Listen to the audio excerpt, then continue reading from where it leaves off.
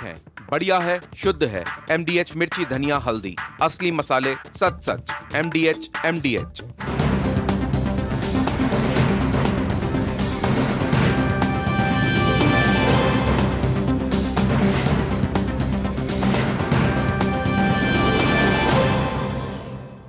नमस्कार, स्वागत है आप सभी का DD न्यूज पर। आप देख रहे हैं मिड डे प्राइम। मैं हूं रमा त्यागी। अगले 1 घंटे में हम बात करेंगे देश भर की बड़ी खबरों की, बताएंगे दुनिया भर में कौन कौन सी खबरों पर है सबकी नजर, क्या चल रहा है खेल और अर्थ जगत में, और कुछ झलके फिल्म, कला और संस्कृति के क्षेत्र से भी।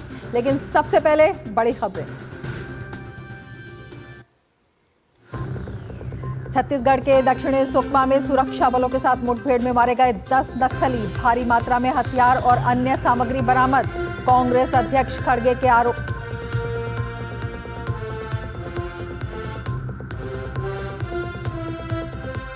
कांग्रेस अध्यक्ष खड़गे के आरोपों पर बीजेपी अध्यक्ष JP नड्डा का पलटवार।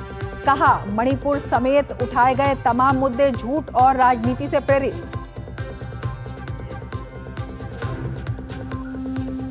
3 देशों की यात्रा के बाद स्वदेश के लिए रवाना हुए PM मोदी। गयाना में भारतीय समुदाय से कहा, दोनों देशों को आपस में जोड़ते हैं संस्कृति, खान पान और क्रिकेट।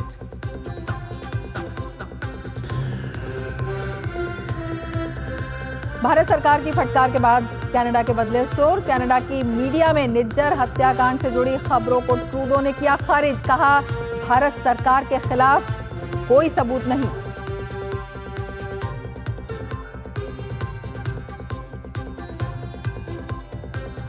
और पर्थ टेस्ट के पहले दिन निकला भारतीय बल्लेबाजों का दम। पहली पारी में टीम इंडिया 150 रन पर ढेर। जोश हेजलवुड ने चटकाए 4 विकेट।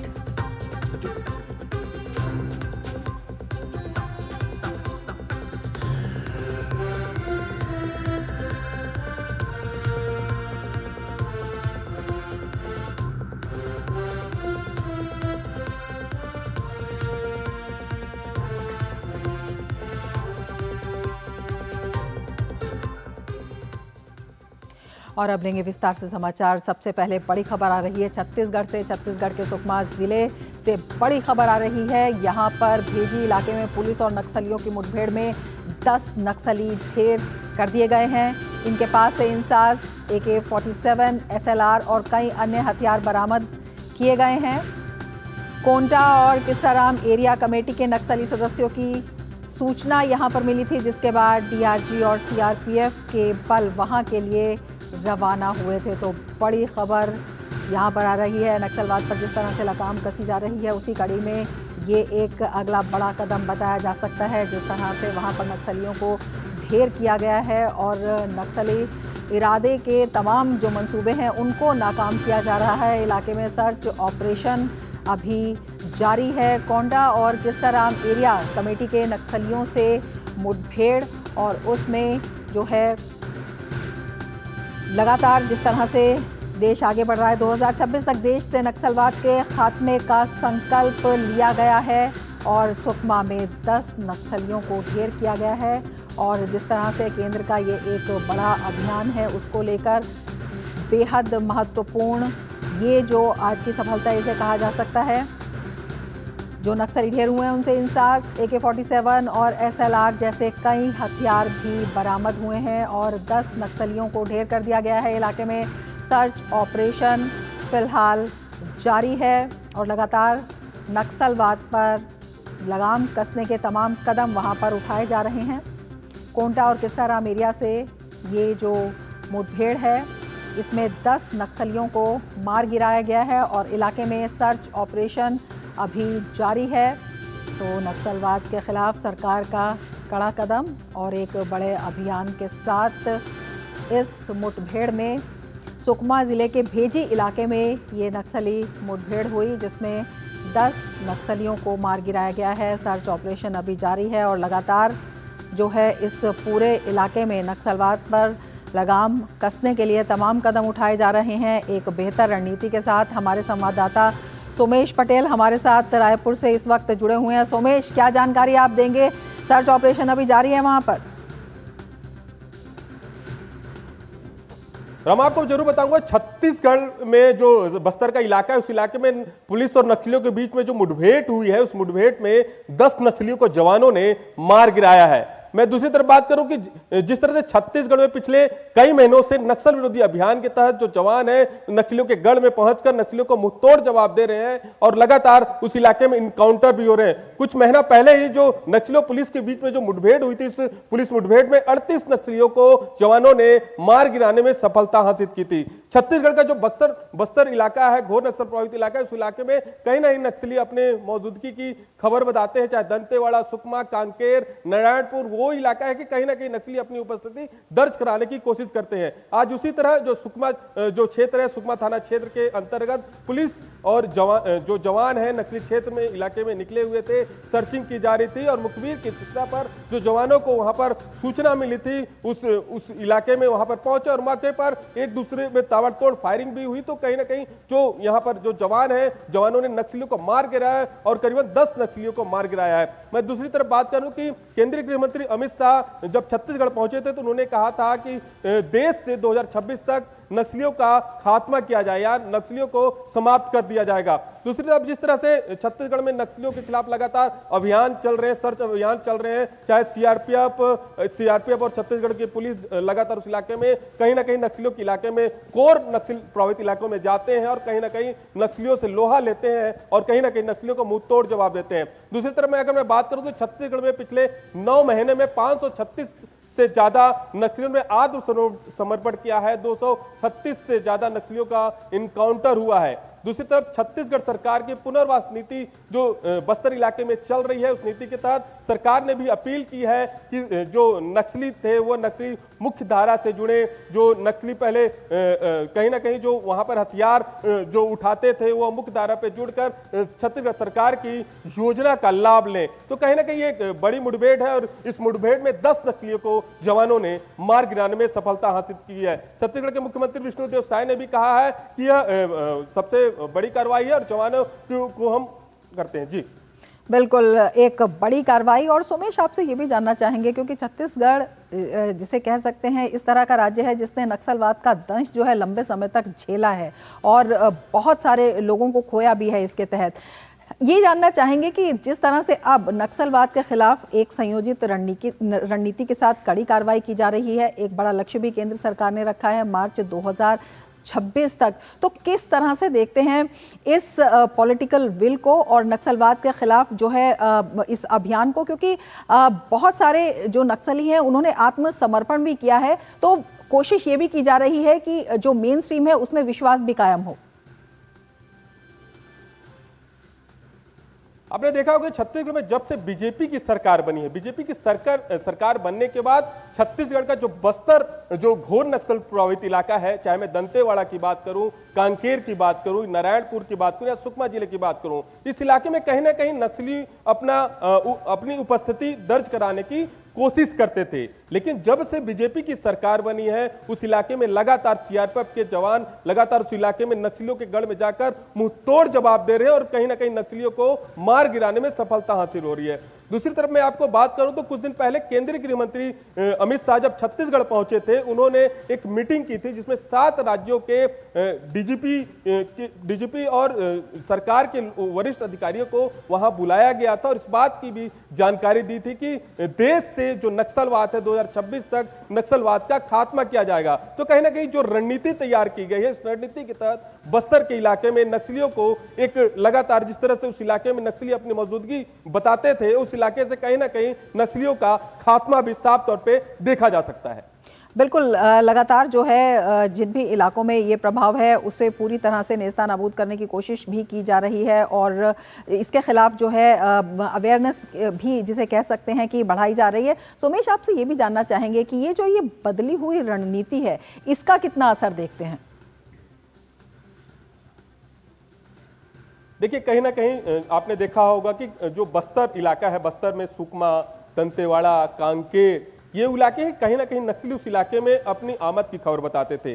दूसरी तरफ जब से छत्तीसगढ़ में बीजेपी की सरकार बनी है, यानी विष्णुदेव साय की सरकार बनी, तब से उस इलाके में जो नक्सल प्रभावित इलाका है, उस इलाके में नक्सलियों को खदेड़ा जा रहा है। नक्सलियों का जो कोर इलाका मैं बात करूं, जो सुकमा का इलाका है, उस इलाके में लगातार जवान सर्चिंग कर रहे हैं, नक्सलियों से मुंह तोड़ जवाब दे रहे हैं, नक्सलियों को लगातार उस इलाके से खदेड़ा जा रहा है। तो कहीं ना कहीं एक जो जवान है उनको भी सफलता मिली है। एक दिन पहले जो छत्तीसगढ़ के मुख्यमंत्री विष्णुदेव साय हैं, उस इलाके में मुख्यमंत्री विष्णुदेव साय भी नक्सलियों के गढ़ में उन्होंने दौरा किया था, और कहीं ना कहीं जिस तरह से जो तस्वीर आई थी उस इलाके में, एक सुखद तस्वीर भी देखने को मिली थी कि किस तरह से मुख्यमंत्री विष्णुदेव साय जवानों को खाना खिलाते हुए दिख रहे थे। दूसरी तरफ जो सुकमा इलाका है, उस इलाके में कहीं ना कहीं जो जवान भी है उस इलाके में हौसला अफजाई भी करते उन्होंने देखा था। तो कहीं ना कहीं जिस तरह से सरकार है, जो बीजेपी की सरकार है, तो नक्सलियों के खिलाफ में एक लगातार मुंहतोड़ जवाब देने की कोशिश किया जा रहा है छत्तीसगढ़ में। बिल्कुल सोमेश, कहने का मतलब यह है कि बहुत से नक्सली इलाके ऐसे थे जहां पर लोगों की पहुंच बहुत मुश्किल थी, कोई जाता नहीं था, और वहां पर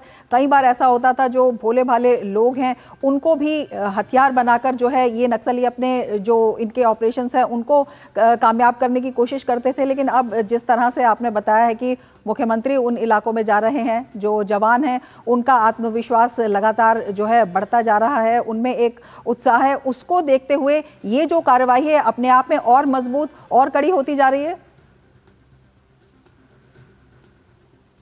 ये जरूर जिस तरह से मुख्यमंत्री विष्णुदेव साय का जाना उस इलाके में, केंद्रीय गृह मंत्री अमित शाह का उस इलाके में जाना, तो कहीं ना कहीं जवानों को में भी एक हौसला अफजाई के रूप में देखा जा सकता है। और उस इलाके में जो कोर नक्सल प्रभावित इलाका है, उस इलाके में जवान लगातार सघन जंगलों के बीच में जाकर नक्सलियों से लोहा लेते हैं, मुंह तोड़ जवाब देते हैं। आज जिस तरह की कार्रवाई हुई है छत्तीसगढ़ के सुकमा इलाके में, जवानों ने 10 नक्सलियों को मार गिराया है। नक्सलियों के पास से AK-47 तमाम कई आधुनिक हथियार भी मिले हैं। तो कहीं ना कहीं जब से छत्तीसगढ़ में यहां पर मैं बात करूं तो बीजेपी की सरकार बनने के बाद पिछले 9 महीने में कहीं ना कहीं जवानों को बड़ी सफलता भी मिलती दिख रही है। बिल्कुल, जवानों को बड़ी सफलता है और आप नज़र बनाए रखें। सोमेश, बहुत शुक्रिया तमाम जानकारी के लिए। तो छत्तीसगढ़ में जो सुरक्षा बल हैं उन्हें बड़ी सफलता मिली है, 10 नक्सलियों को मार गिराया गया है और उनके पास से इंसान से AK-47 SLR जैसे कई हथियार बरामद हुए हैं। इलाके में फिलहाल सर्च ऑपरेशन जारी है और एक बड़ा संकल्प केंद्र सरकार का मार्च 2026 तक नक्सलवाद पर लगाम का। और हम आपको बता दें, कोटा और किस्टाराम एरिया कमेटी के नक्सलियों से ये मुठभेड़ हुई थी और लगातार जिस तरह से नक्सलवाद पर लगाम कसी जा रही है उसे देखते हुए इसे एक बड़ा कदम बताया जा सकता है। आगे बढ़ेंगे। बीजेपी अध्यक्ष JP नड्डा ने कांग्रेस पार्टी के अध्यक्ष मल्लिकार्जुन खड़गे को पत्र लिखकर कांग्रेस पार्टी द्वारा मणिपुर को लेकर लगाए गए आरोपों का करारा जवाब दिया है। कांग्रेस अध्यक्ष मल्लिकार्जुन खड़गे ने मणिपुर हिंसा पर राष्ट्रपति को पत्र लिखकर केंद्र सरकार पर कई आरोप लगाए थे। इस पर नड्डा ने सिलसिलेवार ढंग से खड़गे को जवाब दिया है। उन्होंने लिखा है कि चौंकाने वाली बात यह है कि मणिपुर में स्थिति को सनसनीखेज बनाने के लिए कांग्रेस पार्टी द्वारा बार बार प्रयास किए जा रहे हैं। ऐसा लगता है कि आप भूल गए हैं कि न केवल आपकी सरकार ने भारत में विदेशी उग्रवादियों के अवैध प्रवास को वैध बनाया, बल्कि तत्कालीन गृह मंत्री P चिदम्बरम ने उनके साथ संधियों पर हस्ताक्षर किए थे। इसके अलावा गिरफ्तारी से बचने के लिए अपने देश से भागने वाले इन ज्ञात उग्रवादी नेताओं को उनके अस्थिर करने के प्रयासों को जारी रखने के लिए पूरे दिल से समर्थन और प्रोत्साहन दिया गया। ऐसी और भी कई बातें लिखी गई हैं। तो भाजपा ने कांग्रेस पर पलटवार किया है। खड़गे ने नड्डा को जवाब दिया है, कांग्रेस के राज में विदेशी उग्रवादियों को वैध बनाया गया। बड़े सवाल उठाए हैं उन्होंने और ये भी कहा है तत्कालीन गृह मंत्री चिदम्बरम ने संधियों पर हस्ताक्षर भी किए थे, उसके ऊपर भी जो है एक सवाल उठाया है, प्रश्न पूछा है और ये भी कहा है कि मोदी सरकार ने पूर्वोत्तर के विकास के लिए कई काम किए हैं। तो कई बड़े सवाल जो हैं उठाए गए हैं और JP नड्डा ने पलटवार किया है। मणिपुर में जो है लगातार स्थिति के बारे में और ज़्यादा जानकारी के लिए हमारे संवाददाता शैलेंद्र मिश्र हमारे साथ इस वक्त जुड़ चुके हैं। शैलेंद्र, आपसे जानना चाहेंगे ये जो पलटवार किया गया है, कितने तार्किक और कितने कड़े सवाल JP नड्डा ने उठाए हैं? देखिए, मणिपुर में जो स्थिति है उसको लेकर हम जानते हैं कि केंद्र सरकार की तरफ से समय समय पर कई महत्वपूर्ण कदम उठाए गए और गृह मंत्रालय उस पर नजर रख रहा है। और पूर्व उत्तर पूर्व में अगर आप बीते 10 वर्षों में देखें तो हिंसा में कमी आई है, वहां पर उग्रवाद में, चरमपंथ में कमी आई है, और विकास के मामले में आप देखें तो नए नए हवाई अड्डे बने हैं, संपर्क मार्ग बने हैं, रेल मार्ग को बड़ा किया गया है, कई नई जगहों पर रेल पहुंची है। अब बीजेपी ये कह रही है कि आप देखिए, तथ्यों के हिसाब से अगर बात करना हो तो 90 के दशक में क्या कुछ हुआ था उत्तर पूर्व में, मणिपुर में, जब कांग्रेस की सरकार थी, या फिर जब 2014 से पहले यूपीए की सरकार थी, उस वक्त उनका क्या रवैया था उत्तर पूर्व को लेकर या मणिपुर को लेकर। कांग्रेस को यह बात समझनी चाहिए या फिर उस तरफ देखना चाहिए। ध्यान दिलाया है बीजेपी के राष्ट्रीय अध्यक्ष जेपी नड्डा ने कि मल्लिकार्जुन खड़गे राष्ट्रपति द्रौपदी मुर्मू को पत्र लिखते हैं, कम से कम अब राष्ट्रपति पद की कुछ महत्ता तो समझ रहे हैं। ये एक तरह से कटाक्ष किया है, चूंकि हम जानते हैं कि राष्ट्रपति द्रौपदी मुर्मू को लेकर जिस तरह के बयान जब वो उम्मीदवार के तौर पर सामने आई थी, तब कांग्रेस के तमाम नेताओं ने दिए थे और जिस पर बीजेपी ने बहुत कड़ा ऐतराज जताया था। अब बीजेपी ये कह रही है कि आप अपने शासनकाल के समय का उत्तर पूर्व और बीते 10 वर्षों में जो प्रगति हुई है, जो शांति आई है उत्तर पूर्व में, उससे आप तुलना कर लीजिए। तो एक बहुत सिलसिलेवार तरीके से जवाब दिया है बीजेपी के राष्ट्रीय अध्यक्ष जेपी नड्डा ने। लेकिन इससे भी जो बड़ी बात कही है कि कांग्रेस पार्टी पर आरोप लगाते हुए कि ऐसा लगता है कि उनका गठजोड़ है विदेशी ताकतों के साथ भारत को बदनाम करने के लिए, या फिर भारत जो तेजी से विकास कर रहा है वो उसमें रुकावट आए, इसके लिए कुछ जो विदेशी ताकतें जो लगी हुई हैं, उससे ऐसा लगता है कि कांग्रेस पार्टी का जो शीर्ष नेतृत्व है, कांग्रेस के जो नेता हैं, वो एक गठजोड़ बनाकर चलना चाहते हैं। तो यूपीए के समय जो कुछ कदम उठाए गए थे और जो ये कहा गया था कि वो सही कदम नहीं है, उन कदमों पर सवाल उठे थे, उसको याद दिलाया है बीजेपी के राष्ट्रीय अध्यक्ष जेपी नड्डा ने मल्लिकार्जुन खड़गे के, जो कांग्रेस पार्टी के अध्यक्ष हैं, कि आपने पत्र लिखकर सनसनीखेज बनाने की तो कोशिश की, लेकिन आपको जरा ये भी जान लेना चाहिए कि उस वक्त क्या हुआ था जब यूपीए की सरकार थी, जब पी चिदम्बरम गृह मंत्री थे, तब किस तरह की संधि हुई थी, तब उत्तर पूर्व पर कितना ध्यान दिया जाता था, और अब मोदी सरकार में विकास के कई प्रतिमान, नए नए प्रतिमान उत्तर पूर्व जब गढ़ रहा है, शांति आई है, तब आप इस तरह के मिथ्या आरोप या फिर राजनीति प्रेरित आरोप लगा रहे हैं, दुनिया के सामने एक तस्वीर पेश करना चाहते हैं। कहीं ना कहीं अगर हम मणिपुर राज्य की बात करते हैं तो वहां पर जो स्थानीय कांग्रेसी नेता हैं वो भी अपनी पार्टी के केंद्रीय नेताओं से सहमत दिखाई नहीं देते हैं। कल जिस तरह से पी चिदम्बरम के बयान पर जो स्थानीय नेताओं ने, वहां के कांग्रेस के नेताओं ने विरोध प्रदर्शन किया, उसको देखकर भी लगता है कि जेपी नड्डा ने जो सवाल उठाए हैं कहीं ना कहीं उनकी पुष्टि हो जाती है। ये देखिए, एक बहुत गंभीर सवाल कांग्रेस पार्टी पर यह आता है, अब बीजेपी की तरफ से उठाया भी जाता है, कि कभी भी कोई आंतरिक सुरक्षा से जुड़ा मुद्दा होता है या फिर वैश्विक नीति से जुड़ा मुद्दा होता है, तब एक परंपरा रही है 2014 से पहले सत्ता पक्ष और विपक्ष मिलकर उसका समाधान ढूंढते हैं या फिर उस पर एक सुर में बात करते हैं। सरकार के कदमों के साथ विपक्ष खड़ा हुआ दिखाई देता था 2014 से पहले, जब भी कोई आंतरिक सुरक्षा का कोई गंभीर मुद्दा आता था या फिर चुनौती आती थी।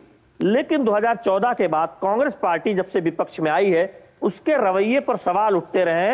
बीजेपी जो सत्ता पक्ष में है, केंद्र में, वो ये कहती रही है कि कांग्रेस पार्टी का रवैया देश हित को सोचकर नहीं, बल्कि सत्ता की जो भूख है, क्योंकि वो 2014 से केंद्र में सत्ता में बाहर है, तमाम राज्यों में सत्ता में एक एक करके बाहर हुए हैं, तो उनकी भूख इतनी बढ़ गई है सत्ता में आने की कि वो देश हित के बारे में नहीं सोच रहे हैं, बंटवारे यानी डिवाइड करने की, जनता को डिवाइड करने के बारे में सोच रहे हैं। तो ये बहुत गंभीर आरोप बीजेपी की तरफ से लगता है, और वही पत्र में आज जिक्र बीजेपी के राष्ट्रीय अध्यक्ष जेपी नड्डा ने किया है कि कांग्रेस को अपने गिराबा में झांकना चाहिए, सोचना चाहिए कि उन्होंने अपने समय में क्या किया था, बजाय बिना तथ्यों के बीजेपी पर, मोदी सरकार पर आरोप लगाने की। बहुत शुक्रिया शैलेंद्र तमाम जानकारी के लिए। आगे बढ़ेंगे लेकिन उससे पहले लेते हैं एक ब्रेक। आप देखते रहिए डीडी न्यूज। बढ़िया है, प्राकृतिक हल्दी, मिर्ची, धनिया नहीं, मिर्ची, धनिया, हल्दी, MDH।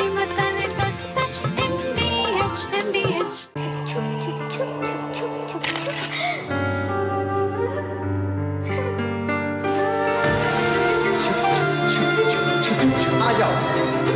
Yes papa. जिंदगी किसी के लिए नहीं रुकती, हम भी आपको कहां रुकने देंगे।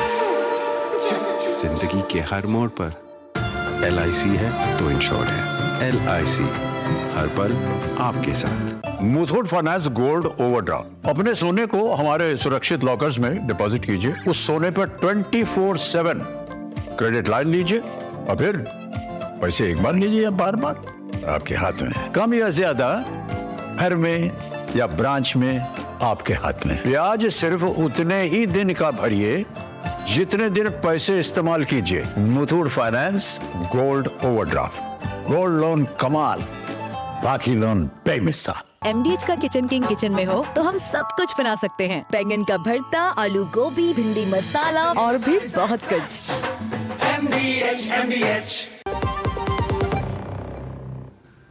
ब्रेक के बाद फिर से आपका स्वागत है। प्रधानमंत्री नरेंद्र मोदी 3 देशों की यात्रा संपन्न कर स्वदेश रवाना हो चुके हैं। पीएम मोदी नाइजीरिया, ब्राजील और गयाना में कई सम्मेलनों और बैठकों में शामिल हुए। प्रधानमंत्री मोदी ने अपनी यात्रा की शुरुआत नाइजीरिया की यात्रा से की थी। ब्राजील में उन्होंने 19वें G20 शिखर सम्मेलन में भाग लिया। अपनी यात्रा के तीसरे और अंतिम चरण में प्रधानमंत्री ने गयाना की राजकीय यात्रा की। प्रधानमंत्री नरेंद्र मोदी ने गयाना के जॉर्ज टाउन में क्रिकेट जगत की कुछ दिग्गज हस्तियों से मुलाकात की। इनमें वेस्ट इंडीज के 2 बार के विश्व कप विजेता कप्तान क्लाइव लॉयड और एल्विन कालीचरण जैसे नामचीन खिलाड़ी शामिल थे। साथ ही देवेंद्र बिशु, शिमरॉन हेटमायर और अन्य कैरेबियन क्रिकेटर भी वहां पर मौजूद रहे। पीएम ने इस दौरान दोनों देशों के बीच क्रिकेट से जुड़ी परंपरा पर बातचीत की। वहीं ये खिलाड़ी भी प्रधानमंत्री मोदी को अपने बीच पाकर बहुत खुश नजर आए।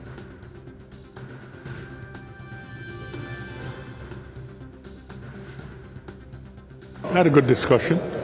It seemed to be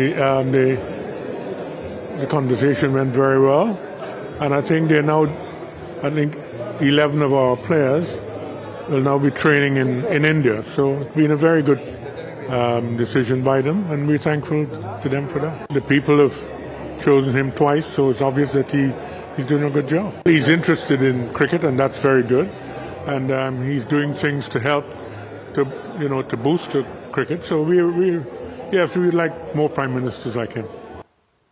Everybody in India knows cricket, but his knowledge is special because he knows when we went to India, he knows us by our first name, and me myself going to India often myself, so I'm able to have that interaction with India, and to meet the Prime Minister today personally, it's magic. The connection is tremendous, and that kind of help to work with our young cricketers, girls cricket, men's cricket, whatever he does, any help, it is very kind of the Prime Minister and India. The love for the cricket is amazing. When I was watching IPL, I always see him there, and meeting him for the first time is amazing. It's really, really amazing. Surprisingly, he know that I was looking for my parents when I was in there a few years back. He's an amazing guy. So far in the country, we welcome him with a warm welcome. Our president and him, they had a lot of events over the few days. I think the people in Guyana love him and really appreciate that he is here and spending a little bit time with our country, our culture, our diverse culture. So it's amazing having him here, and he seems so simple and down to earth, which is one good quality of a human being. रवाना होने से पहले प्रधानमंत्री नरेंद्र मोदी ने George town में भारतीय समुदाय को संबोधित किया। भारत गयाना के मजबूत और ऐतिहासिक रिश्तों का जिक्र करते हुए पीएम ने भारतीय समुदाय के योगदान को सराहा। पीएम ने दोनों देशों के साझा मूल्यों का जिक्र किया और कहा कि दोनों देशों को जोड़ने में संस्कृति, खान-पान और क्रिकेट की अहम भूमिका है।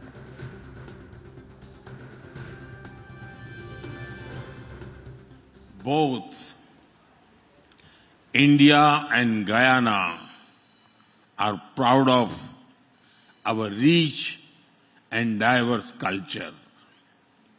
We see diversity as something to be celebrated, not just tolerated. Our countries are showing how cultural diversity is our strength. वहीं गयाना के राष्ट्रपति इरफान अली ने दुनिया भर में भारत के बढ़ते रुतबे और पीएम मोदी के नेतृत्व की सराहना की। India today is a world leader in innovation, technology, infrastructure, development, human capital advancement, and importantly, Prime Minister Shri Narendra Modi, India is a shining light in leadership, your leadership.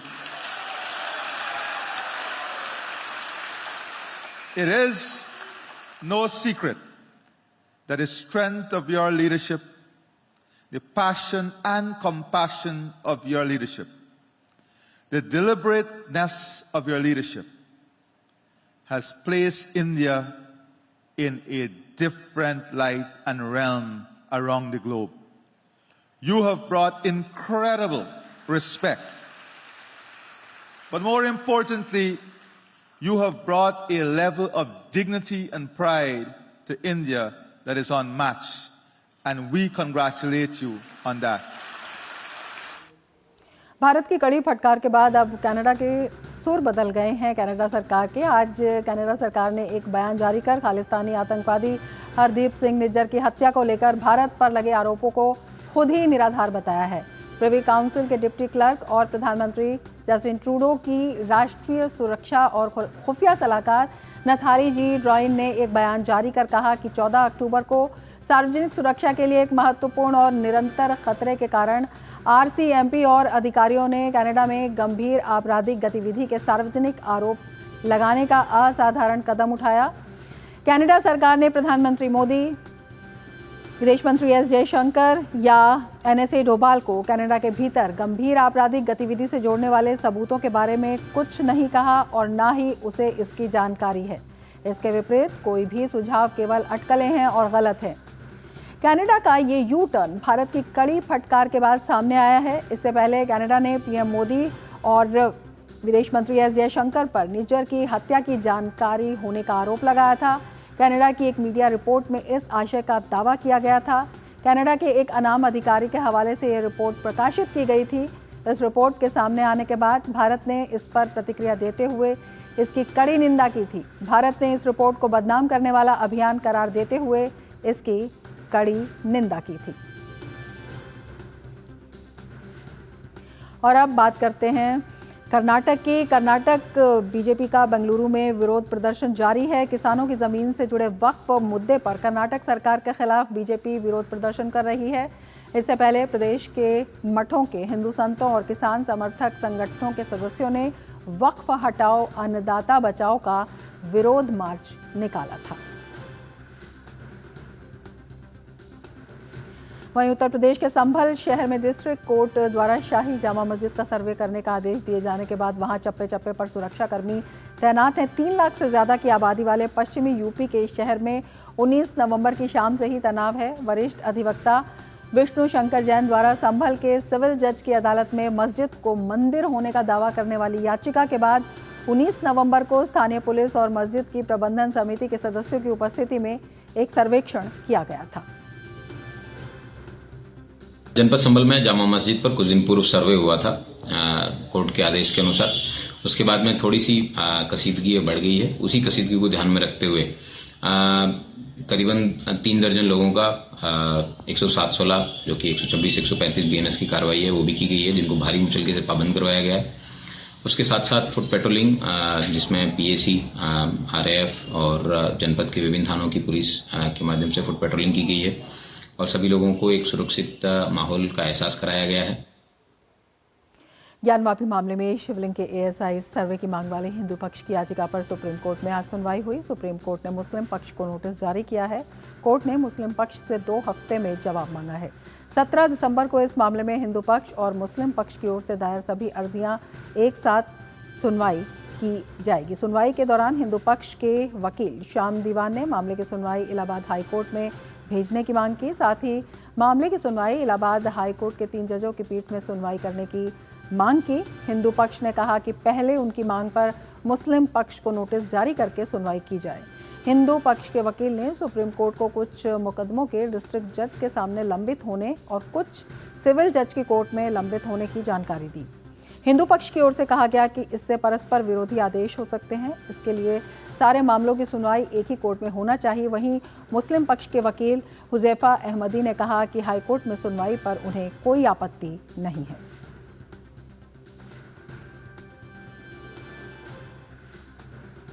आज ज्ञानव्यापी मामले में honourable supreme court में सुनवाई थी और आज जो application लगी हुई थी वो वजू टैंक एरिया, जिसे सील्ड एरिया कहा जाता है, उसके एएसआई सर्वेक्षण की मांग थी। आज वो वाली एप्लीकेशन लगी थी, उसमें नोटिस जारी किया है और अंजुमन इंतजामिया से 2 हफ्ते के अंदर अपना जवाब दाखिल करने के लिए कहा है। और कोर्ट ने ये भी कहा है कि इसमें जो बाकी अन्य एसएलपी हैं उसका एक चार्ट देके अदर साइड को भी सर्व कर से एग्रीएबल क्या क्या एसएलपीज लगनी है वो सारी भी फिर अगली डेट 17 दिसंबर को है, उसमें लगाई जाएगी। हिमाचल प्रदेश हाईकोर्ट द्वारा 2006 के कानून को रद्द करने के खिलाफ हिमाचल सरकार की याचिका पर सुनवाई करते हुए सुप्रीम कोर्ट ने कहा है कि जिन एमएलएस को संसदीय सचिव पद से हटाया गया है उनके खिलाफ फिलहाल अयोग्यता का मामला नहीं चलेगा। कोर्ट ने नोटिस जारी करते हुए यथास्थिति बरकरार रखने का आदेश दिया। सुप्रीम कोर्ट ने साफ किया है कि मामले का निपटारा होने तक कोई नई नियुक्ति नहीं की जाएगी। संविधान की प्रस्तावना से समाजवाद और पंथ निरपेक्ष शब्दों को हटाने की मांग वाली याचिका पर सुप्रीम कोर्ट सुनवाई करेगा। सीजेआई जस्टिस संजीव खन्ना ने कहा कि कोर्ट 42वें संशोधन की न्यायिक समीक्षा पहले भी कर चुका है। कोर्ट 25 नवंबर को आदेश देगा। ये याचिका बीजेपी नेता सुब्रमण्यम स्वामी, वकील अश्विनी उपाध्याय और बलराम सिंह की ओर से दायर किए गए। इंदिरा गांधी के प्रधानमंत्री रहते हुए 1976 में 42वें संविधान संशोधन के जरिए संविधान की प्रस्तावना में समाजवाद शब्द जोड़े गए थे।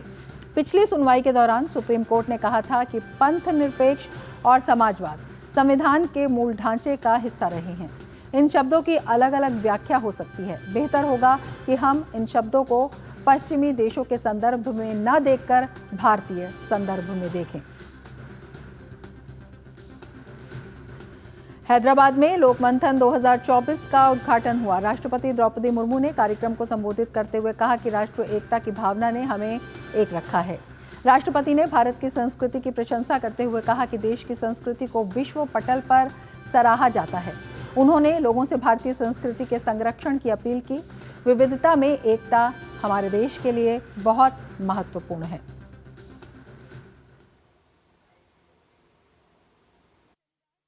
जब हम भारतीय संस्कृति की विविधता तथा अनेकता में एकता की बात करते हैं तो एकता का भाव ही मुख्य भाव होता है।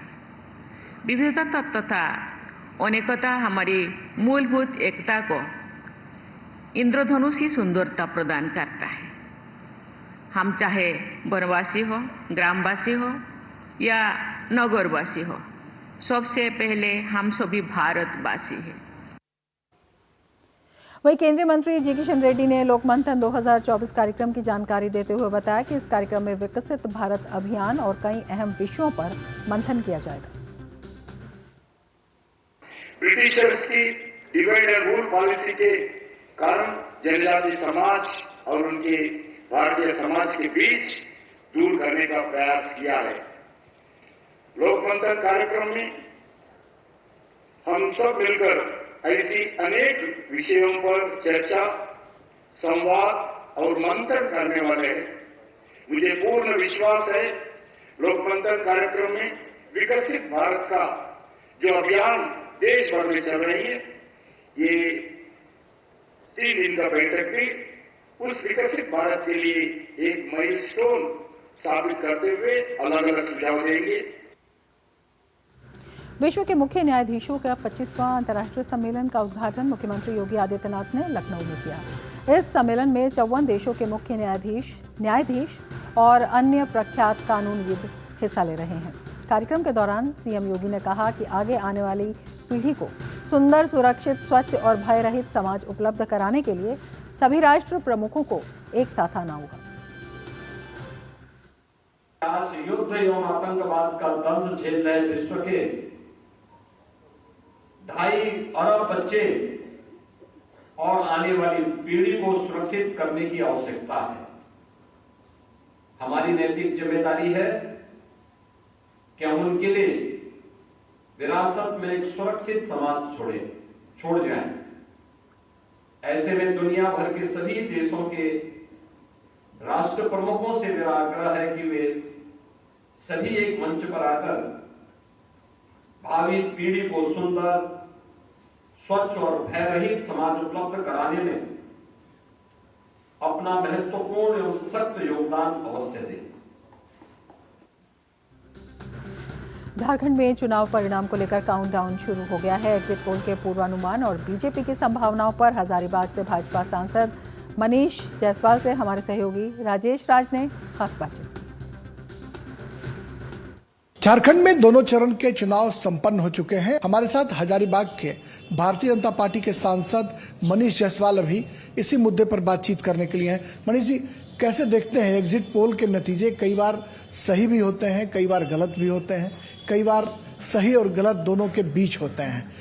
कैसे देखते हैं? देखिए, हम लोग वर्तमान हालात को देखते हैं और जो हालात का निर्माण झारखंड में हुआ था, चाहे आप सांस्कृतिक समीकरण को देख लीजिए, विकास को देख लीजिए, लॉ एंड ऑर्डर को देख लीजिए, डिस्ट्रेस को देख लीजिए, इन सब चीज़ों को मिला करके का बदलाव का स्वर सब तरफ से उठ रहा था। तो ऐसे में एग्जिट पोल ये दिखा रहा है हम लोगों को कि एनडीए को 42 से 46 सीटों के बीच में मिल रहा है। हरियाणा में कांग्रेस की सरकार जो है वो बनते हुए एग्जिट पोल में दिखाया गया और बन गई भाजपा की सरकार। तो क्या यहाँ भी ये माना जा सकता है कि कोई बड़ा उलटफेर हो जाए तो बहुत अतिशयोक्ति नहीं होगी? नहीं, देखिए यहाँ पे क्या है ना कि एंटी इनकम्बेंसी चरम पर था। मतलब लोगों को ऐसा लग रहा था कि हम कब इस सरकार से बाहर निकलें। बांग्लादेश घुसपैठ का मामला हो, धार्मिक जो है आपको तुष्टीकरण का विषय हो, डेवलपमेंट का विषय हो, इन सभी विषयों पर ये सरकार एकदम से फेल थी। मनीष जायसवाल जो हजारीबाग से भारतीय जनता पार्टी के सांसद हैं, इनको पूरी उम्मीद है कि झारखंड में नई सरकार बनेगी और एनडीए की सरकार बनेगी।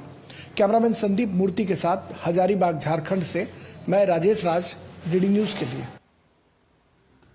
उपभोक्ता मामलों की सचिव निधि खरे ने कहा कि टमाटर की फसल खराब होना किसानों के लिए एक प्रमुख समस्या है। टमाटर की फसल को बचाने के लिए लगातार प्रयास किए जा रहे हैं। इसी क्रम में टमाटर को सड़ने से बचाने के लिए 2 बायोपेस्टिसाइड को अपनाया गया है। साथ ही कई वाइन कंपनियों द्वारा भी टमाटर के प्रयोग में अपनी रुचि उन्होंने दिखाई है। उन्होंने कहा कि 2023 में टमाटर ग्रैंड चैलेंज शुरू होगा। इस ग्रैंड चैलेंज में टमाटर के उत्पादन, प्रसंस्करण और भंडारण में सुधार को लेकर आए नवीन विचारों को अपनाया गया। इसके लिए 8 MOU भी साइन किए गए हैं। 2023 में टोमेटो ग्रैंड चैलेंज स्टार्ट किया गया। In the first round 423 ideas were listed, shortlisted, and in the second round of review about 29 such ideas were finally selected. In this process 14 patents have been registered, which is very, very good. Then there were 10 publications which came out. 8 MOUs have been signed. 3 designs have been registered. Trademark एक में आ गया. So in the whole sector it has actually created lot of impact. BSNL के उपयोगकर्ताओं की संख्या में इजाफा हुआ है। BSNL ने सितंबर महीने में लगभग 8.5 लाख मोबाइल उपयोगकर्ता जोड़े हैं। इसके बाद BSNL के ग्राहकों की संख्या 9 करोड़ के पार पहुंच गई है। वहीं इस दौरान निजी दूरसंचार कंपनियों के ग्राहकों में कमी आई है। ट्राई के आंकड़ों के मुताबिक निजी दूरसंचार कंपनियों रिलायंस जियो, भारती एयरटेल और वोडाफोन आइडिया लिमिटेड ने सितंबर में संयुक्त रूप से 1 करोड़ से अधिक मोबाइल ग्राहक खो दिए हैं। सितंबर में रिलायंस जियो के वायरलेस ग्राहकों की संख्या 46.37 करोड़, भारती एयरटेल के ग्राहकों की संख्या 38.34 करोड़, तो वोडाफोन आइडिया के वायरलेस ग्राहकों की संख्या 21.24 करोड़ दर्ज की गई। इस दौरान BSNL के ग्राहकों की संख्या 9.18 करोड़ हो गई। बता दें आपको कि जुलाई में तीनों निजी कंपनियों ने मोबाइल दरों में 10 से 27% की बढ़ोतरी की थी। हालांकि BSNL ने अपने बड़े प्रतिद्वंदियों के नक्शे कदम पर चलने से परहेज किया। भारतीय रुपया और मालदीवियन रुपया के बीच सीमा पार लेन देन को बढ़ावा देने के लिए मुंबई में एक समझौता ज्ञापन पर हस्ताक्षर किया गया है। समझौता ज्ञापन पर भारतीय रिजर्व बैंक के गवर्नर शक्तिकांत दास और मालदीव मौद्रिक प्राधिकरण के गवर्नर अहमद मुनव्वर ने हस्ताक्षर किया। समझौते का उद्देश्य चालू खाता लेन देन, पूंजी खाता लेन देन और किसी भी अन्य आर्थिक और वित्तीय कार्य में भारतीय रुपया और मालदीवियन रुपया के उपयोग को बढ़ाना है। इसके साथ ही निर्यातकों और आयातकों को अपनी संबंधित घरेलू मुद्राओं में बिल बनाने और निपटान करने की सुविधा मिलेगी, जिससे विदेशी मुद्रा बाजार में INR MVR जोड़ी को व्यापार विकास में मदद मिलेगी। ये सहयोग दोनों देशों के द्विपक्षीय सहयोग को मजबूत करने में एक महत्वपूर्ण मील का पत्थर साबित होगा।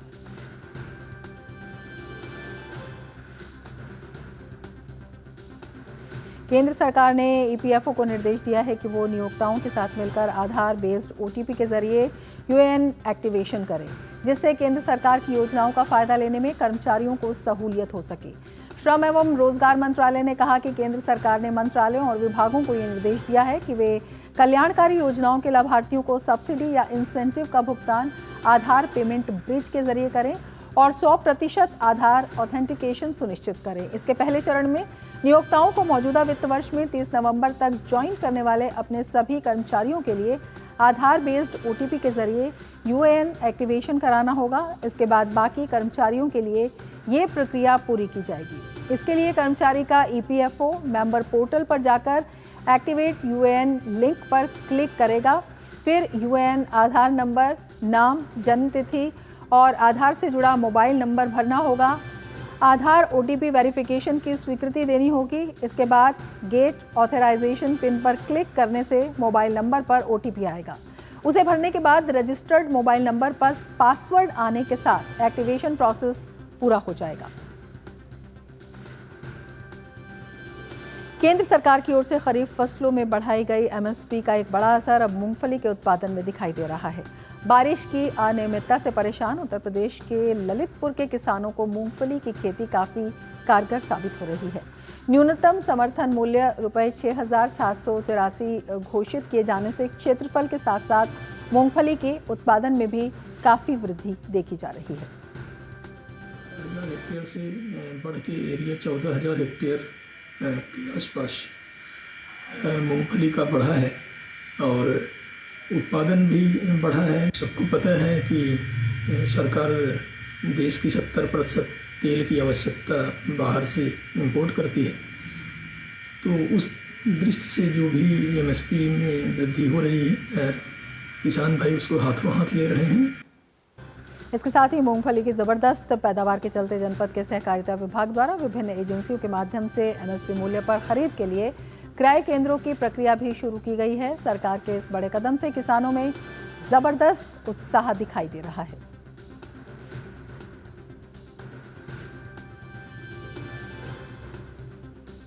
मूंगफली की इस बार मतलब अच्छी उपज हुई है, अच्छे भाव भी मिल रहे हैं और उड़द हर बार जो सड़ जाता था पानी की वजह से, इसलिए आज मूंगफली बहुत अच्छी हुई है। हमारे यहाँ अच्छी उपज भी मिली है, सरकारी रेट भी अच्छा है और अच्छा यहाँ भी मिल रहा है हम लोगों को रेट। और अब बात भारतीय अंतर्राष्ट्रीय फिल्म महोत्सव की।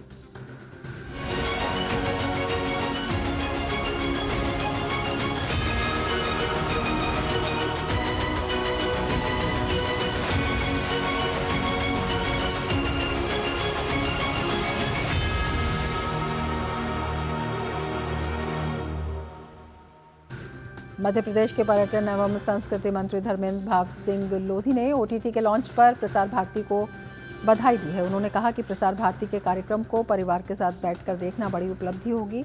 DD न्यूज से पर्यटन मंत्री ने अपने विभाग के नवाचार होम स्टे को लेकर भी चर्चा की। संवाददाता आशीष मंगल सोनी ने उनसे खास बातचीत की। IFFI गोवा फिल्म फेस्टिवल में प्रसार भारती ने अपना OTT प्लेटफॉर्म लॉन्च किया है। हमारे साथ मध्य प्रदेश के पर्यटन एवं संस्कृति मंत्री धर्मेंद्र भाव सिंह लोधी हैं। हम उन्हीं से बात करते हैं। सर, प्रसार भारती ने अपना OTT प्लेटफॉर्म लॉन्च किया है। 60 चैनल 12 से ज़्यादा भाषाओं में क्लासिक कंटेंट के साथ कंटेम्प्ररी प्रोग्राम उपलब्ध कराएंगे। सर्वप्रथम तो मैं प्रसार भारती को बहुत बहुत शुभकामनाएं देता हूं कि हम OTT के क्षेत्र में भी उतरे हैं और प्रसार भारती के माध्यम से जो OTT हम लॉन्च कर रहे हैं, एक तो वो निःशुल्क रहेगा, ये भी बड़ी अच्छी बात है। और प्रसार भारती की जो रेपुटेशन है वो बड़ी अच्छी रेपुटेशन है प्रसार भारती के सारे कार्यक्रम हम परिवार में एक साथ बैठ के देख सकते हैं, ये भी बड़ी उपलब्धि है। तो मुझे लगता है कि ये बहुत अच्छी पहल है और इस रूप से ये क्रांतिकारी कदम प्रसार भारती ने उठाया है। सर, चूँकि ये गोवा फिल्म फेस्टिवल में ये OTT लॉन्च हुआ है और इसी से जुड़ा हुआ ये सवाल है कि मध्य प्रदेश में फिल्म के लिए क्या संभावना है। हाल ही में आपने द साबरमती रिपोर्ट देखी, कलाकार जो लीड एक्टर है उन्होंने भी मध्य प्रदेश आने का मुख्यमंत्री जी ने भी उनसे आग्रह किया। मध्य प्रदेश में खास तौर पर फिल्म को लेकर क्या संभावनाएं? अभी तक मध्य प्रदेश में 300 से भी ज़्यादा फिल्मों की शूटिंग हो चुकी है। जो लोग फिल्म शूटिंग करने के लिए मध्य प्रदेश आना चाहते हैं उनको सिंगल विंडो के माध्यम से तमाम प्रकार की सुविधाएं भी उपलब्ध कराते हैं और जो अच्छी फिल्में हैं उनके लिए भी सरकार फिल्म पर अनुदान देने का भी काम करती है। तो आने वाले समय में मध्य प्रदेश फिल्म मेकिंग में भी मुझे लगता है क्रमांक 1 पर आएगा और जिस प्रकार से हम डॉक्टर मोहन यादव जी के नेतृत्व में फिल्म बनाने के लिए लोगों को आकर्षित कर रहे हैं, लोग आ भी रहे हैं। ये थे धर्मेंद्र भाव सिंह लोधी, मध्य प्रदेश के पर्यटन मंत्री है। अपने विद्यार्थी परिषद के कार्यकाल से ही सांस्कृतिक विरासत को सहेजने का काम कर रहे थे और आज साफ तौर पर उनकी मंशा भी साफ हुई कि मध्य प्रदेश में धार्मिक पर्यटन को बढ़ावा मिले, फिल्म पर्यटन को बढ़ावा मिले, संस्कृति को आगे बढ़ने का, विश्व पटल पर लाने का मौका मिल सके। कैमरा पर्सन विजय शर्मा के साथ आशीष मंगल Soni, DD news Bhopal.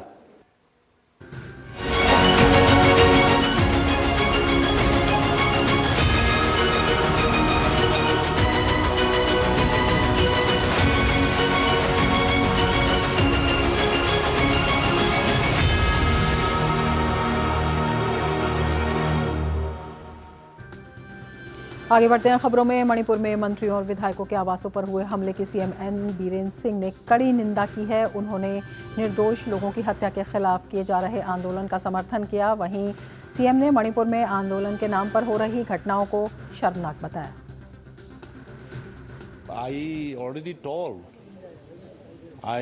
already condemn कि those who are genuinely agitating against the killings of the innocent people, they are genuine.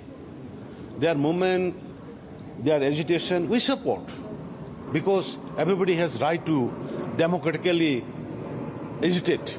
But in the name of the democratic movement, some gangs have looted, burned the honorable minister houses and looted their properties. So appropriate legal action we have already initiated, we have already identified through CCTV. Prayagraj में होने वाले महाकुंभ से पहले राज्य सरकार तैयारियों में जुटी हुई है। सबसे पहले अखाड़ों को भूमि का आवंटन किया गया है। प्रशासन की ओर से अखाड़ों को आवंटित भूमि पर गुरुवार को संतों ने भूमि पूजन किया। उदासीन परंपरा के 2 अखाड़ों श्री पंचायती अखाड़ा बड़ा उदासीन और श्री पंचायती अखाड़ा नया उदासीन अखाड़े के संतों ने भूमि पूजन किया। उदासीन अखाड़े के संतों ने मेला क्षेत्र में छावनी निर्माण के लिए भूमि पूजन कर महाकुंभ की औपचारिक शुरुआत कर दी है। हमारी प्राचीन परंपरा कुंभ मेले का तभी आगाज होता है, तैयारी शुरू होती है जब भूमि आवंटन हो जाता है। तो सर्वप्रथम सभी अखाड़ों में आज श्री पंचायती अखाड़ा बड़ा उदासीन, श्री पंचायती अखाड़ा नया उदासीन, हमारी बहुत ही प्राचीन परंपरा बंधुआ कला छावनी हसनपुर सुल्तानपुर की जो हमारे यहाँ भूमि आवंटन हुआ है, सभी देवी देवताओं का आवाहन किया गया है और इसी आवाहन के तहत सभी देवी देवताओं से प्रार्थना की गई है कि कुंभ मेला, ये महाकुंभ मेला है 12 वर्ष का, वो दिव्य और भव्य हो। महाकुंभ 2025 को लेकर प्रयागराज में तैयारियां जोरों शोरों से चल रही हैं। इसी क्रम में महाकुंभ को सुरक्षित और हरित महाकुंभ बनाने के लिए योगी सरकार अनेक उपाय कर रही है। पहली बार महाकुंभ में ऑल टेरेन व्हीकल यानी लाइट यूटिलिटी व्हीकल तैनात किए जा रहे हैं। ये व्हीकल मेला क्षेत्र में कहीं भी आग की घटना होने पर चंद सेकंड्स में घटनास्थल पर पहुंचकर आग पर काबू पा सकेगा। ये फायर एक्सटिंग्विशर समेत तमाम अत्याधुनिक फायर सेफ्टी डिवाइसेस से लैस होगा। रेत, दलदल और छिछले पानी में भी ये व्हीकल पूरी रफ्तार से दौड़ सकेगा। अग्निशमन विभाग के ट्रेन्ड फायरकर्मी इस पर सवार होकर पूरे मेला क्षेत्र में आपात स्थिति पर नजर रखेंगे।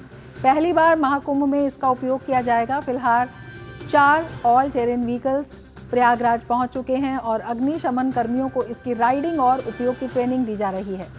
सीएम योगी 25 नवंबर को इन चारों व्हीकल्स समेत अन्य डिवाइसेस को हरी झंडी दिखा सकते हैं। इलेक्ट्रिक बैटरी से संचालित होने वाला ये व्हीकल सीएम योगी के सुरक्षित और हरित महाकुंभ के संकल्प को साकार करेगा। जो भी यहाँ पर हमारी जो व्यवस्थाएं हैं वो श्रद्धालुओं की सुरक्षा के लिए हमने 4 चरणीय एक घेरा बनाया है ताकि हर तरीके से हम लोगों को सुरक्षित कर पाएँ। अब की बार महाकुंभ है, माननीय मुख्यमंत्री जी और शासन की मंशाओं के अनुसार अब की बार सारी जो व्यवस्थाएं हैं वो यहाँ पर दुरुस्त की जा रही हैं। पहले प्रॉब्लम ये रहती थी कि जो बालू एरिया में जो टेंट लगते थे उन तक हमारी रीच नहीं हो पाती थी, पहुँचने में टाइम लगता था। उसके लिए अब की बार ऑल टेरेन व्हीकल हमारे द्वारा जो है इंट्रोड्यूस किया जा रहा है ताकि जो बालू के एरिया में या जो तटीय इलाके हैं उनके एरिया में जो टेंट लगते हैं, जहाँ पर चक्कर प्लेट्स नहीं होती हैं, जहाँ पर नॉर्मल गाड़ी नहीं जा सकती है, तो वहाँ पर जाकर भी हम फायर फाइटिंग कर पाएँ और लोगों की जान माल की सुरक्षा कर पाएँ। और अब देख लेते हैं कुछ खेल की खबरें। बॉर्डर गावस्कर ट्रॉफी 2024 का आगाज़ पर्थ टेस्ट से हो गया है। पर्थ टेस्ट के पहले दिन ऑस्ट्रेलिया ने अपनी पहली पारी में ताज़ा समाचार मिलने तक 3 विकेट के नुकसान पर 20 रन बना लिए हैं। इससे पहले भारत की पहली पारी 150 रन पर सिमट गई। टॉस जीतकर पहले बल्लेबाजी करने उतरी भारतीय टीम की शुरुआत अच्छी नहीं रही। यशस्वी जायसवाल और बगैर खाता खोले पवेलियन वापस वो लौट गए। यशस्वी जायसवाल का विकेट मिशेल स्टार्क ने लिया, वहीं भारतीय टीम को दूसरा झटका जोश हेजलवुड ने दिया, जिन्होंने देवदत्त पडिक्कल का विकेट निकाला। देवदत्त भी अपना खाता नहीं खोल पाए। भारत का तीसरा विकेट विराट कोहली के रूप में सामने आया, जिन्हें जोश हेजलवुड ने 5 के स्कोर पर चलता किया। केएल राहुल भी ज़्यादा देर तक क्रीज पर नहीं टिक पाए और 26 के स्कोर पर मिशेल स्टार्क का शिकार हुए। ध्रुव जुरेल 11 रन बनाकर आउट हो गए। भारत की ओर से ऋषभ पंत ने 37 और नीतीश कुमार रेड्डी ने 41 रन की पारी खेली। भारत की ओर से हर्षित राणा और नीतीश कुमार रेड्डी का इस मुकाबले से टेस्ट डेब्यू हो रहा है। टीम इंडिया की बात करें तो भारतीय टीम को हाल ही में अपनी सरजमी पर न्यूजीलैंड के हाथों 3-0 से शिकस्त झेलनी पड़ी थी। वैसे टीम इंडिया के लिए यह सीरीज़ बेहद अहम है और टीम को अगर विश्व टेस्ट चैंपियनशिप के फाइनल में जाना है तो इस सीरीज को बड़े अंतर से जीतना होगा। और हमारे संवाददाता गौरव हमारे साथ जुड़े हुए हैं और ज़्यादा जानकारी के साथ। गौरव, एक बड़ा चैलेंज है अगर टीम इंडिया को इसमें आगे बढ़ना है तो किस तरह से देखते हैं जो परफॉर्मेंस रही है शुरुआत में ही? रमा, जिस तरह का परफॉर्मेंस भारतीय बल्लेबाजों ने दिया वो भले ही निराशाजनक रहा हो, लेकिन अच्छी बात यह है कि दिन जैसे जैसे अब दिन अपने मैच जो पहला दिन है अपने ख़त्म होने की ओर आ रहा है। अच्छी खबर जो है वो भारतीय गेंदबाजों की ओर से देखने को मिली है। जिस तरह से जसप्रीत बुमराह ने फाइट बैक करके एक कैप्टन तो वो है ही, लेकिन एक अच्छे बॉलर है, एक अच्छे फास्ट बॉलर है और उसी की नुमाइंदगी जो है वो उन्होंने पेश की और जिस तरह से ऑस्ट्रेलिया को इस समय बैकफुट पर ला दिया और 3 विकेट उन्होंने निकाले और खासकर उस्मान ख्वाजा, स्टीवन स्मिथ और नैथन वैक्सनी के जो विकेट जो सामने आए हैं, ये 3 जो है वो ऑस्ट्रेलिया के कहना चाहिए जो पिलर्स थे, उन 3 पिलर्स को जो है वो कहीं ना कहीं ढेर किया है जसप्रीत बुमराह ने। तो कह सकते हैं कि भले ही भारतीय बल्लेबाजी जो थी वो 150 रन पर सिमट गई, भारतीय बल्लेबाजों ने पहले दिन निराश किया हो, लेकिन गेंदबाजी में एक बार फिर से जो भारत की जो मेन जो स्ट्रेंथ है कहीं ना कहीं जसप्रीत बुमराह की जो इर्द गिर्द रहती है उसको बहुत अच्छे तरीके से जसप्रीत बुमराह ने सामने अप्लाई किया और पर्थ की पिच जो है वो क्योंकि तेज़ गेंदबाजों के लिए मददगार रही है और हम इस बार की जो पिच है वो भी कहीं ना कहीं तेज़ बाउंसी है, साथ ही साथ पिच पे क्योंकि थोड़ी घास भी है तो इससे जो उछाल है वो भी देखने को मिल रहा है। तो उम्मीद कर सकते हैं कि जिस तरह से बुमराह ने जो टीम चुनी है जहाँ पे 3 पेसर्स जो हैं वो है साथ में, तो कहीं ना कहीं जैसे जैसे दिन का गेम खेल आगे बढ़ेगा तो हमें जो है वो बेहतर नतीजे जो हैं वो भारतीय गेंदबाजी की ओर से देखने को मिल सकते हैं, क्योंकि ये एक प्रेशर जो है वो कहीं ना कहीं माउंट बैक जो था वो ऑस्ट्रेलिया पे करना था और उसे करने में कहीं ना कहीं जो टीम इंडिया जो रही है वो अब कह सकते हैं कि सफल रही है, क्योंकि जो 3 विकेट निकल करके सामने आए हैं उसने ऑस्ट्रेलिया को एक बार फिर से बैकफुट पर जो है वो ला दिया है। जी बिल्कुल। इस सीरीज के लिए टीम इंडिया को फोकस किन किन चीजों पर करना होगा गौरव? देखिए टीम इंडिया बिल्कुल युवा है इस वक्त। अगर उसके उलट अगर देखें ऑस्ट्रेलिया की टीम को देखें तो वो एक बैलेंस टीम है, अनुभवी टीम भी है। लेकिन यहाँ पर अपनी जो टीम इंडिया है कई युवा चेहरे हैं, जिस तरह से देवदत्त पडिक्कल आए हैं, जिस तरह से हर्षित राणा आए हैं, यशस्वी जायसवाल हैं। ये वो खिलाड़ी हैं जिन्हें ऑस्ट्रेलिया में खेलने का तो ज़्यादा कहना चाहिए अनुभव है ही नहीं, साथ ही साथ टेस्ट मैच खेलने का भी बहुत ज़्यादा अनुभव नहीं है। तो ये एक कहीं ना कहीं एक अच्छी बात ये है कि जो विरोधी है वो उनके गेम को बहुत ज़्यादा उन्होंने देखा नहीं है, वो बहुत ज़्यादा उनके गेम को समझते नहीं हैं। लेकिन टीम इंडिया के लिए चुनौती ये है कि अब उन्हें इन्हीं के बल पर, इन खिलाड़ियों के बल पर जो युवा खिलाड़ी हैं और साथ ही साथ जो एक्सपीरियंस के नाम पर अगर देखा जाए तो जसप्रीत बुमराह हैं, विराट कोहली हैं और ऋषभ पंत हैं। तो ये जो एक मिक्सचर है इसको एक अच्छे तरीके से जैसे जैसे सीरीज आगे बढ़ेगी उसको सामने लाना होगा, उसको अप्लाई करना होगा और अपने जो कॉन्फिडेंस का जो नोट है उसको हाई रखना होगा। तो सबसे बड़ी ज़रूरी बात होगी कि आप अपने कॉन्फिडेंस के नोट को कितना हाई रख पाते हैं, अपने आप को मेंटली जो है वो कितना स्ट्रांग रख पाते हैं, क्योंकि टेस्ट मैच जो होता है वो कहीं ना कहीं टेम्परामेंट की जो एक है वो बड़ी लड़ाई होती है। जी बहुत शुक्रिया गौरव तमाम जानकारी के लिए। इसके साथ ही मिड डे प्राइम में फिलहाल इतना ही। दीजिए इजाजत, नमस्कार।